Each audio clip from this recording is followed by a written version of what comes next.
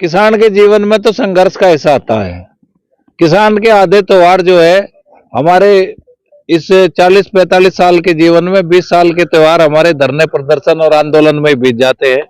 कभी गन्ना मूल्य का घोषित करने की बात होती है तो कभी भुगतान नहीं होता, और भुगतान हो जाता है तो पर्ची नहीं मिलती। तो किसान के पास हर फसल में हर नई समस्या होती है। आज 12 दिन हो गए तो हम यहाँ पे सर्द में, जनवरी के महीने में जो घर में भी हीटर लगा के लोग सोते हैं तब भी सर्दी लगती है, खुले आसमान के नीचे किसान सो रहे हैं। तो इनकी कितनी दिक्कत होगी, आर्थिक जो दिक्कत है। देखिए, कोई भी देश में 3 इकोनॉमी और 4 ट्रिलियन की बात करते हैं, तो हमारा ये कहना है कि जब तक गांव के व्यक्ति की क्रय शक्ति नहीं बढ़ेगी तब तक जो आपकी अर्थव्यवस्था होती है वो हवा का गुब्बारा होती है, और वो हवा का गुब्बारा जिस दिन फूटता है तो उसके नीचे कुछ नहीं बचता। आज जो है देश में कर्ज का भार बढ़ता जा रहा, किसान के पास पैसा नहीं है। किसान के पास पैसा नहीं है तो आप जो है कहां से, जब किसान परचेज नहीं कर सकता, गांव का आदमी खरीदारी नहीं करेगा, तब तक किसी देश की अर्थव्यवस्था मजबूत नहीं हो सकती। कंपनियों के सहारे किसी देश की अर्थव्यवस्था आज तक टिकी नहीं है।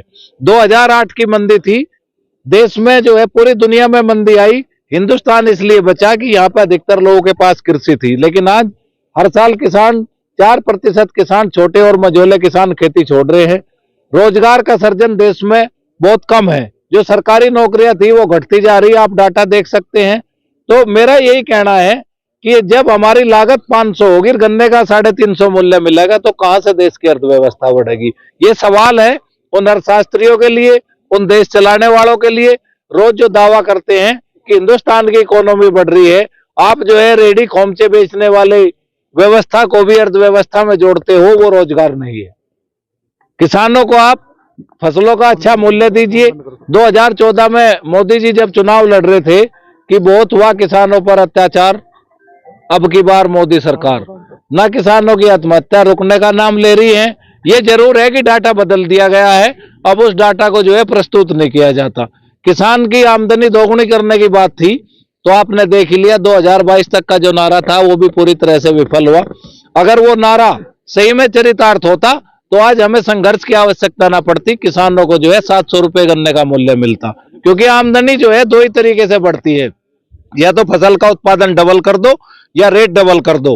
फसल का उत्पादन घटा है, सारे शुगर मिल नौकैन की स्थिति में है, तो रेट बढ़ा नहीं। अगर डबल इनकम करनी थी तो आज गन्ने का मूल्य 700 रुपए करना था। किसानों के लिए सबसे बड़ी बात है, और धरातल पर ये देखिए एक व्यवस्था है, एक कैंपेन चला जाता है। कैंपेन के साथ देखिए जो दिखता है वो वास्तविक असलियत नहीं होती। ये लोगों को समझना पड़ेगा कि जो चीजें, जो प्रोडक्ट टीवी पे ज्यादा विज्ञापन पे रहता हो, इसका मतलब ये है कि उसकी असलियत कुछ और नहीं।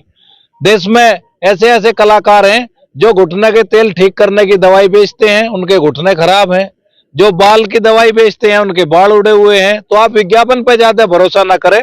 हर व्यक्ति को, हर सरकार को, हर प्रोडक्ट को कसौटी पे परखने का प्रयास करें। एक जोरी की तरह से आप बात करें, उसके बाद अगर आप मतदान करोगे तो फैसला आपके पक्ष में होगा। क्या लगता है आपको, कब तक बैठना पड़ सकता है?